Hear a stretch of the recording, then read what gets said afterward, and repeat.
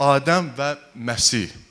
Bu iki şəxs Allahın insanlara qarşı fikrini dəyişənlərdir. Adəmdə bizim həyatımıza ölüm gəldi. Biz indi onu oxuyacağıq. Məsihdə isə barış.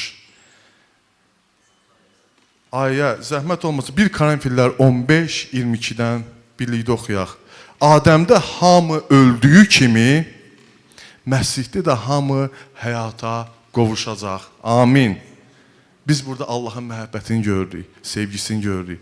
Gəlin ilk bəndə baxaq. Adəmdə hamı öldü.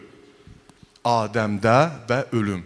İlk öncə ölüm desəm, ölümdə bizim belə deyim, insanların fikri var. Ölüm, yəni fiziki ölməkdən gedir. Amma əslində Paul burada ruhani ölümdən danışır. Ən dəhşətli ölüm ruhani ölümdür. Bu necə baş verir? Allah insanı yaradır, eləcə də təbiəti yaradır, heyvanları yaradır. Hər şey gözəldir. Allahla insanların arasında, Adəmlə Həvvanın arasında ünsiyyət var idi. Sülh var idi. Əlaqə var idi bir-birləri ilə.